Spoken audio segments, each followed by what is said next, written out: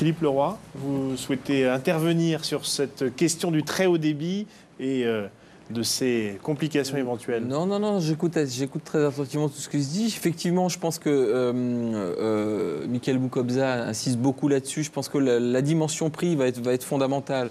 Vous l'avez souligné, bon, effectivement, on peut reprocher pas mal de choses à la DSL, mais quand on a la chance que ça marche, ça permet quand même de faire des tas de choses pour 30 des tas de choses ouais. quand même de manière très très satisfaisante.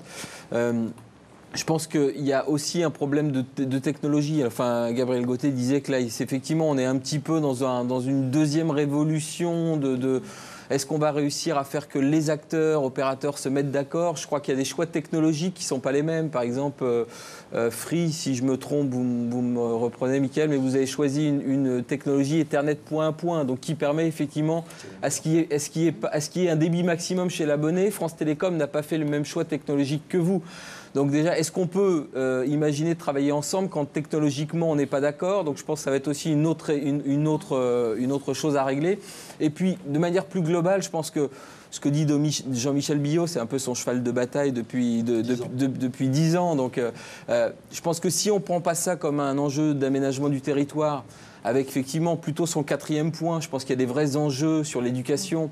La France est faite de telle façon que quand on habite peut-être à Angers ou à Tourcoing et qu'on a des enfants qui veulent faire des études supérieures, c'est quand même très très compliqué. Donc effectivement, ces technologies permettent de faire ça. À Angers comme à Tourcoing, il y a de très belles écoles supérieures, mais il y a les coins de France qui sont un peu moins bien lotis. Voilà, pour avoir un accès, il y a un organisme, alors qu'on a souvent parlé ici dans cette émission. CNED. Voilà, non, alors il y a le CNAM aussi, qui effectivement est très dynamique en ce moment pour utiliser les technologies pour diffuser son savoir, puisque c'est sa vocation aux 4 coins de la France. Et je pense que, pour revenir à ce que disait Jean-Michel, s'il y a un enjeu aux élections présidentielles à avoir sur cette question, c'est plutôt le prendre sous ce biais-là. Et effectivement, à partir du moment où on aura couvert ces parties-là, on pourra parler au service de l'abonné à la maison. Mais est-ce que les élus sont mobilisés? On a vu qu'à Paris, Bertrand Delanoë a annoncé aussi que la capitale serait fibrée d'ici 2010. Est-ce que les élus nationaux, et pas uniquement les élus locaux, sont au point en la matière, et est-ce qu'ils l'intègrent comme une des données du débat politique à venir? Moi, j'ai bien connu André Labarrère, qui est socialiste, paraît-il, enfin qui était socialiste, pardon. Et ce qui m'étonne beaucoup, c'est qu'aucun, on les appelle les crocodiles du Parti socialiste, qu'ils nous rencontraient d'ailleurs, pour parler de choses et d'autres, personne n'a demandé, mais pourquoi André, tu fais ce genre de choses?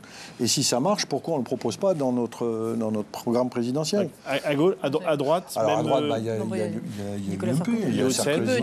Non, c'est à chaque fois, ce sont des choix locaux. Il y a eu une grande volonté de garder, en fait, d'éviter que les collectivités locales se mêlent trop de télécom pendant très longtemps. Dans notre pays, contrairement à d'autres pays où elles ont été beaucoup plus actives, beaucoup plus vite. Aujourd'hui, c'est très hétérogène. Donc nous, à l'ARCEP, on a constitué un comité des réseaux d'initiatives publiques qui rassemble les collectivités autour des opérateurs. C'est un apprentissage commun, ça prend du temps, c'est au gré en fait de la sensibilité locale, c'est complètement hétérogène. C'est une action de longue durée, ça fait à peu près 5-6 ans que les collectivités commencent à se saisir du sujet télécom, d'abord par les réseaux de collecte, puis c'est pas un secret, c'est ceux qui s'en sont déjà préoccupés un peu qui sont les plus éveillés. Et puis c'est ceux quand même des grandes villes, effectivement, en premier aujourd'hui pour la fibre à la maison. Mais c'est vrai que ce débat-là, en tout cas, n'est pas encore arrivé sur le bureau de ceux qui, effectivement, concourent pour la plus haute fonction. C'est vrai qu'aussi, dans une période où on manque un peu de croissance, il faudrait peut-être étudier ça de manière très très claire. Très content d'avoir des petits commerçants, seraient très contents d'avoir du haut débit. Aujourd'hui, je prenais l'exemple des œufs, rappelez-vous, la dernière fois. Un paysan, aujourd'hui, il a beaucoup de difficultés à connecter une coopérative ou autre s'il n'a pas du haut débit. La traçabilité, c'est vraiment des enjeux importants pour l'Europe. Et d'environnement, et de santé publique. Les services publics qu'on pourrait peut-être redynamiser ou repositionner de manière un peu plus service. En fait, il nous faut un New Deal à la Roosevelt. Il y a beaucoup de choses à New faire. Deal et des fibres pour tous. Et je pense que les diététiciens y veillent chaque matin. Ok, merci en tout cas de toutes ces précisions. Je rappelle donc Philippe Boissard, en matière de satellites, il y a d'autres initiatives qui sont attendues. Vous avez cité la TNT, mais il y en a d'autres également. Oui, j'aimerais aussi dire que le satellite, c'est quelque chose qui n'est pas une compétition de technologie, c'est un complément. Nous, il faudrait qu'on puisse raisonner dans ce pays en termes d'application et après choisir la technologie qui va avec.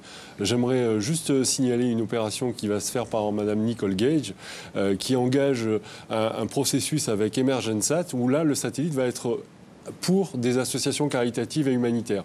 Et ça, c'est vraiment des choses extraordinaires.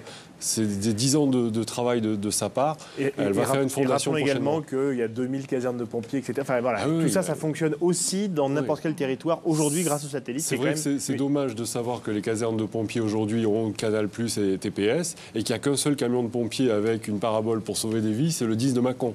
Donc ça, c'est quand même assez choquant. On aimerait bien qu'il y ait quand même le satellite de manière beaucoup plus banalisée et standardisée. Le satellite, c'est pas une compétitivité avec la fibre, au contraire, ni avec le WiMAX, ni avec les autres technologies. Mais par contre, il y a des applications vraiment très, très spécifiques. Merci messieurs, merci Mickaël Boukobza, merci Daniel Caclin, merci Jean-Michel Billot, Gabriel Gauthier et Philippe Leroy. Rappelons donc voilà, ce très haut débit, on l'attend. Il arrive petit à petit, a priori au même prix que la DSL si vous en disposez déjà, ce qui, je l'espère, est votre cas. Merci en tout cas de votre fidélité. On se retrouve non pas la semaine prochaine, mais dans 15 jours. On parlera justement de MVNO, ces nouveaux opérateurs que tout le monde s'arrache. Très bon dimanche soir sur Direct 8. Un dernier mot, Jean-Michel Billot. Il nous faut un plan fibre en France. C'est clair. Yes. Bon, et je ne voterai que pour celui qui le propose. Bon.